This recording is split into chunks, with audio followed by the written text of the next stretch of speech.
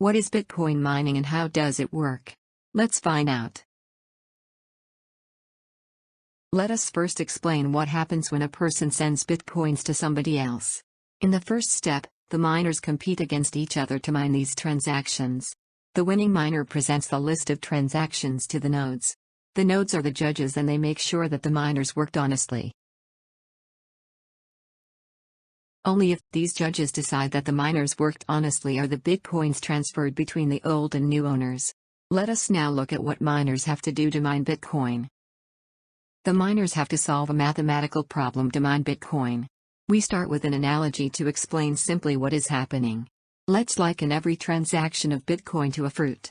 A sends 1 Bitcoin to B as a peach. C sends half a Bitcoin to D as a banana and so on. In this analogy, the miners are in a competition to prepare a very demanding fruit shake. What every miner has to use is the list of transactions or a bowl of fruits. Every miner then tries to use some additional ingredients to obtain first the winning result. Once the shake is ready, the miners compare it to the result they have to achieve. It is difficult to achieve the result and it takes many tries for the miners to come to the winning result. Eventually a miner finds the mix of right ingredients to achieve the winning result. As soon as this happens, the competition stops.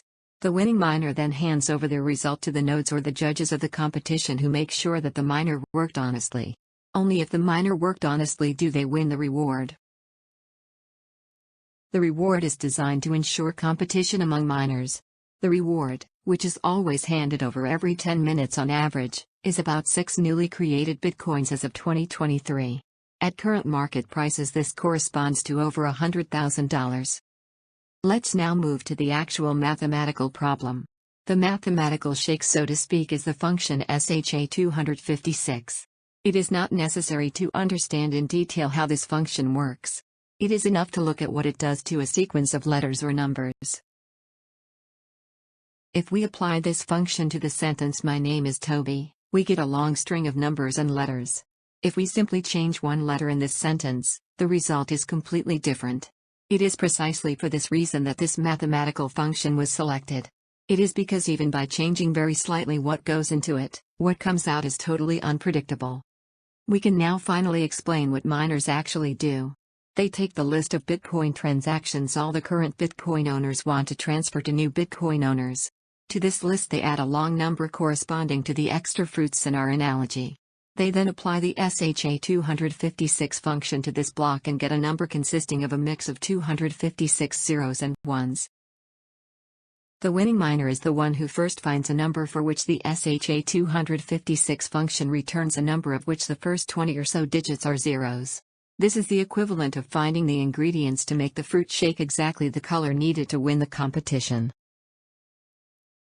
If more miners come in, or their computers become more powerful, the problem is made more difficult by increasing the number of leading zeros.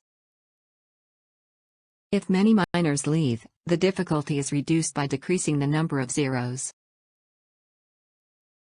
The Bitcoin reward the miners who win the competition get at any time has been defined at the moment Bitcoin has been created in 2009. In the first period of about 4 years, the reward was 50 Bitcoins per block. Every subsequent 4 years, this reward is halved. And this will continue in the future.